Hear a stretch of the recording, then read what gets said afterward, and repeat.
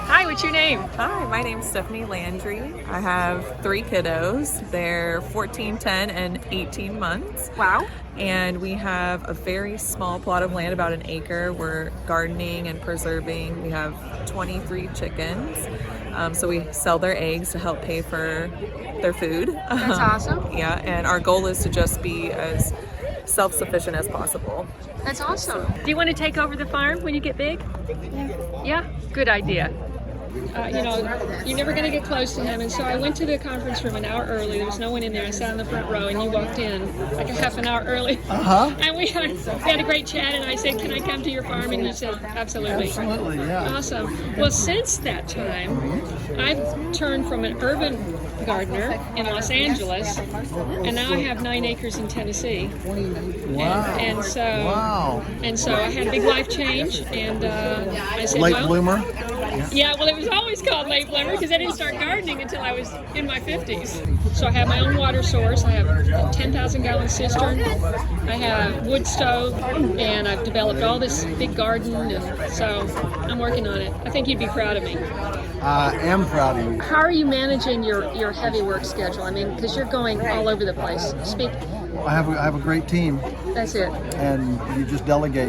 Right. Delegate and delegate. It's the way to leverage yourself. Alan Nation, my mentor, always said it should be the goal of every person's life to eventually arrive at a place where when you get up in the morning, you don't have to do anything you don't want to do. Wow. Because you've delegated away everything you don't like to do. So I'm close. Somebody's willing to do all those things, right? Thank you so much, Joel. God bless you. Thank you.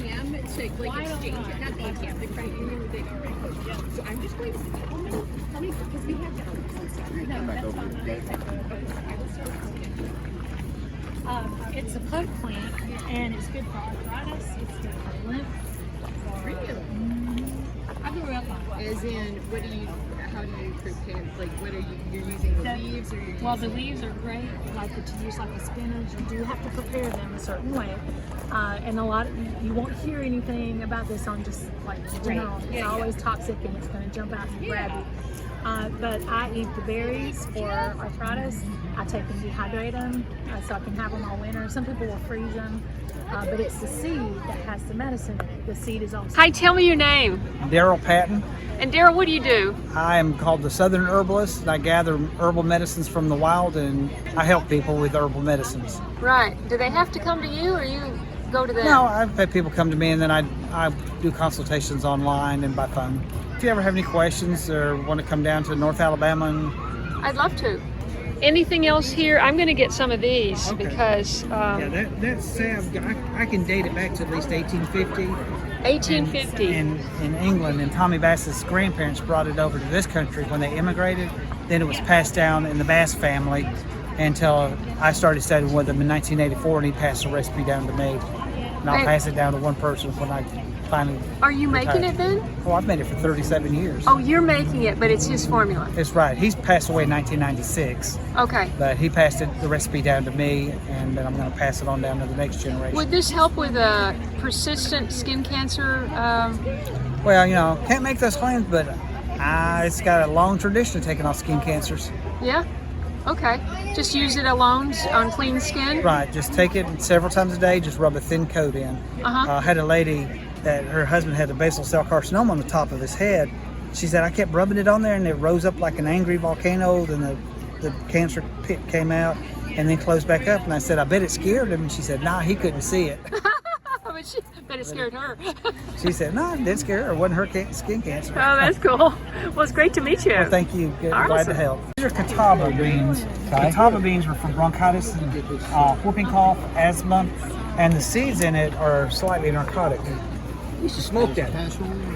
They would smoke the pods, or you can make tinctures the whole and cheese thing. with it. So they probably never had whooping cough You ever had because of whooping it. cough? No. But it's very effective for that and asthma as well. Two pokes it out and you were done. Daryl, where do you get these? Oh, they grow all over the place. If you go back then into Front Royal at Jalisco Mexican restaurant, it's in the parking lot. That's where I got them last night. I was looking out the window. There's And a catawba tree. talk to us about your mushrooms. Okay, those are reishi mushrooms. Oh, is is a that what powerful reishi looks like? immunomodulator used for cancer as well. And these were picked just this year. And so You these make are ting- hard now. tinctures. What do you do? Make tinctures with So you're them. gonna Extracts. cook them. Yeah. You're gonna cook No, not cook them. No, They'll be made into like- extracts with with alcohol. alcohol. Right. And this is one of these. I gotta dry this one down. These are amanita mushrooms, which they scramble the nerve signal. So if you've got sciatica or a pinched nerve, you apply it right to where the pain is, and it scrambles the nerve signal so that you don't hurt anymore. Hey, what's your name?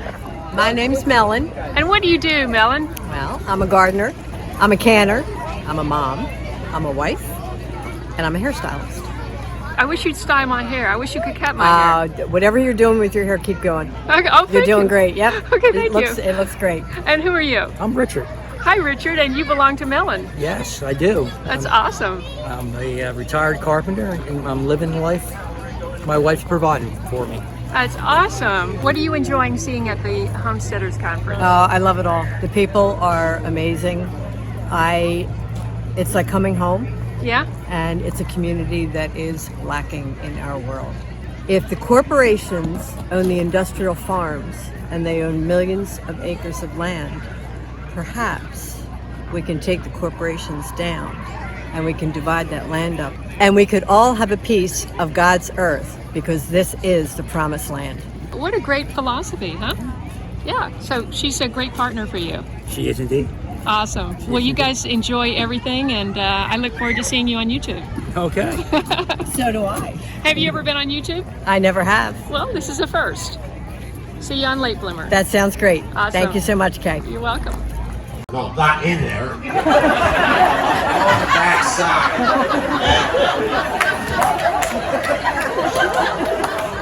There's a set of bones back there, right? If you can get your 2 fingers in there, that means they're laying eggs. If you can't, that means there's still pullets and they're about to break free. Okay? So that's a true test right there. Chickens, when they're older, they got older looking legs. Do you guys know what I mean? Have you noticed that before?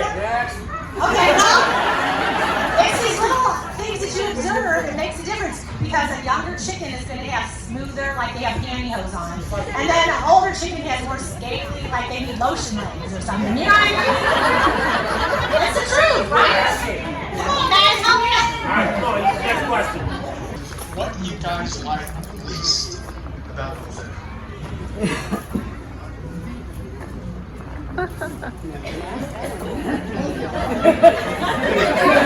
No, I'm just really trying to give it a good thought. I didn't mean to ask you a question. No, that's not your question, but when I give you an answer, I don't want it to be just off the cuff on that one, right? Last year, we had a triplet lamb. So you cannot have 3 lambs on a sheep. It's hard on them. You know, maybe for a few days it's okay, but generally, one of the lambs is going to have a deficit, and they may end up dying if you don't take it. So we had a triplet. So I took one. Unfortunately, the one that was weakest was a ram, so I had to bottle feed them. And at the time, the temperatures for a month were like 0 degrees, -15-degree wind chills. And I had to go out 6 times a day to the barn, and I had to feed this thing. In the wind, we live where there's a lot of straight line winds, and I'm going out there, and I'm like, oh, I had to buy an extra overall, you know, one of those Carhartt things with the thermal, because it was so freezing cold, and I had to sit out there and bottle feed it, and I'm like, oh, this is terrible, this is terrible. But you want to know something? Out of these bad situations that you may think are bad, when I was there, I was sitting there, and all the other sheep were around me, and usually we have Kittellers, which are hair sheep. Sheep are very sheepish, you know, they'll run from you.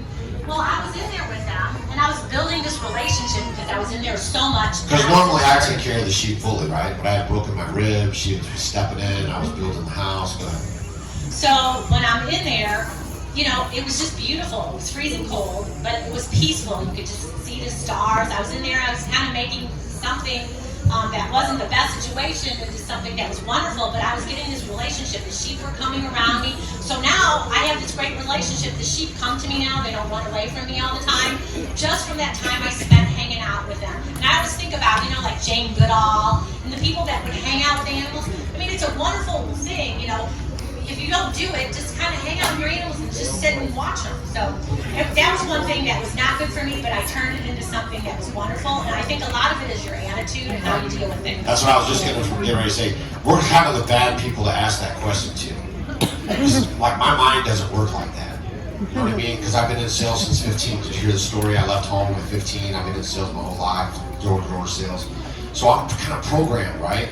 So I don't look at the bad side, right? I go right to all the good stuff. Because I know that weigh me down and take me off my focus. It's all these It's things. a hard question for me, really. That's why I had to really think on it before I'm real good about spitting it out, right? But on that one there, my mind, I can't process that negative. You want the negative emotion, where I have all positive emotions pretty much. You know what I mean? It's hard for me that way, yeah. Hold on. My name's Theron Hutton. I'm a homesteading physician, and one of the things that I talk about when I can is the health benefits of sun exposure to people. And so historically we've not really had a choice. We're just out in the sun, agrarian sort of culture. But as we've sort of moved inside, we have to be more intentional about getting outside in the sun. And for a while we've been taught, like, to be healthy you need to protect your skin and eyes from the sun, wear sunglasses and sunscreen. It turns out that's probably not as big a deal. So 2 or 3 things that I have folks do. One is to try to get rid of sunglasses. It takes a little, if you are a sunglass wearer, it can take a little while for your eyes to sort of get used to that. But I haven't worn, I'm fair skin, blue eyes, and wore sunglasses a lot most of my life, but pretty much gave them up a few years ago and really haven't had any problems. I mean, I rarely even squint outside. I see fine.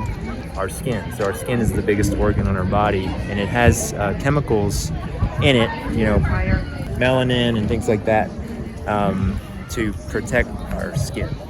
And so what will happen is if our eyes are cued into what the sun is doing, then as the sun comes up, there are certain wavelengths of light. We can tell it looks kind of redder and oranger, and then turns into yellow and blue. Not the sun, but the sky as it goes higher in the sky. And so the idea is that the morning sun, when it strikes your eyes, it gives a signal to your pineal gland in your brain, again, a lot like a chicken, to actually start secreting things to protect your skin, the sun, when it's high in the sky. And that's the potential. So that's when the UV rays are strongest. It's called incidence angle of the sun. That's when you make vitamin D, convert cholesterol to helpful things. But that's potentially harmful to the skin. No sunglasses, being out early in the day and then being out late at night will help repair. So what I say, just to help myself and other people remember, is the morning sun prepares your skin and the evening sun repairs your skin.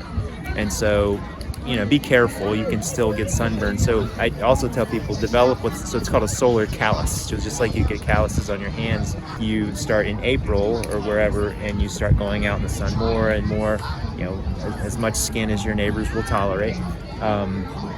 No sunglasses, you probably won't need sunscreen, and you'll build up that solar callus over time. So your ability to tolerate more potentially damaging rays of the sun will build up as the season progresses into. So another point you made that I thought was interesting is we live a 72-degree life. Right, yeah. I had never thought about that. Yeah. But that's basically... Yep. Your house is 72 degrees, your car is 72 degrees, your office is 72 degrees.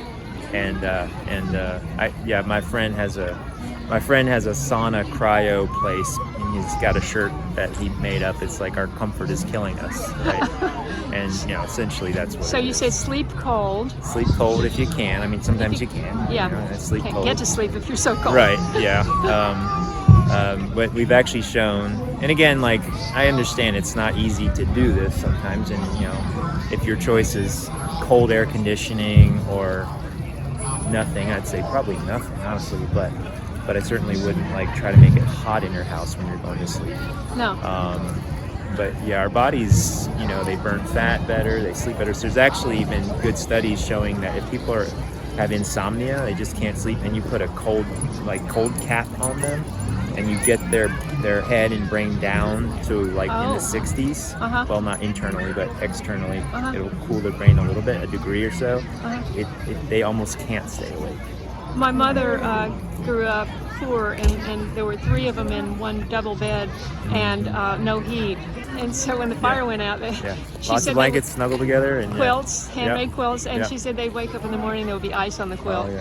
Oh yeah, yes. That's how sleeping my cold. Bed is sleeping cold. Well, thank you so much. You're welcome. Awesome. Yeah. No big throws, Caleb. He's bigger. He can take it.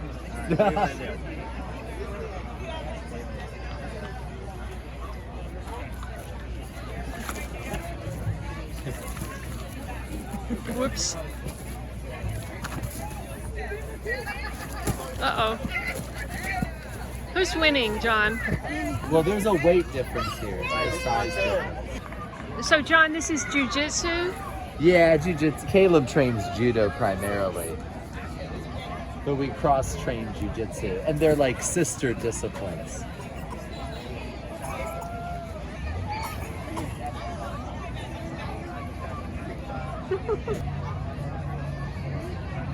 Good job, gentlemen.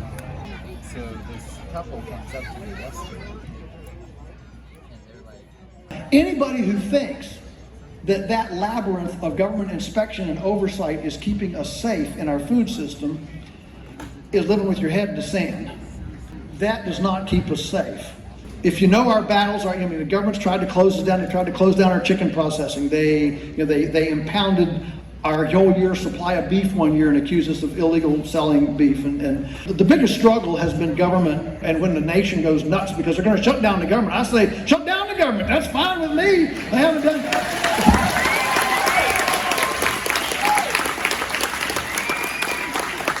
But you know, it doesn't mean they're actually going to shut it down. It means all they're going to shut down are all the projects they have in mind to do in the future. I have not had very many positive experiences with bureaucrats. That's our number one, has been our struggle. Our biggest hope is this, okay? This is our hope. I mean, we need people who finally quit saying it's somebody else's problem and say, if it's going to be, it's up to me. And look in the mirror and quit being victims and quit being entitled to something and quit looking for grants, which are always stolen from somebody who has money, and start saying, what can I do? There's an MIT professor, that he's one of these, futuristic guys that looks at trends and all that, said, I found 3 things that every single American agrees with: liberal, conservative, socialist, libertarian, whatever, and urban, rural. And he said, these are the 3 things. So this is MIT. Okay, this is not a partisan thing, supposedly. Number 1, 2020 showed us that we're going the wrong direction in many areas in our culture. Number 2, I want to help.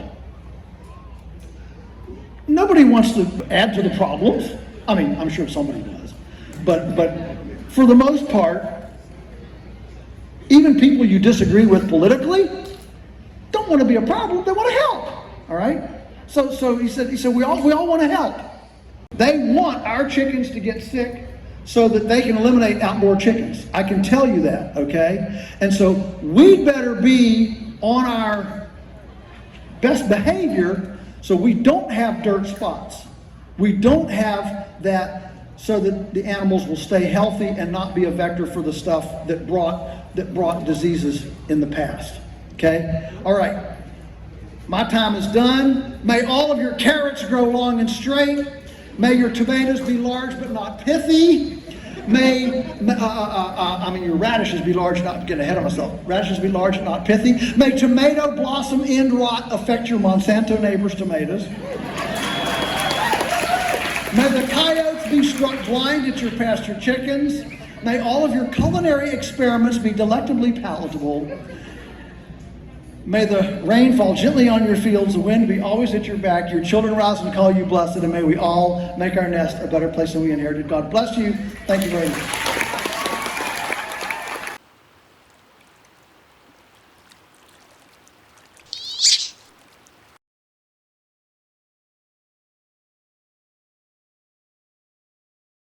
If you enjoyed this video, please watch these. And don't forget to follow me on Instagram, Facebook, and Twitter. And I'll see you in the next video.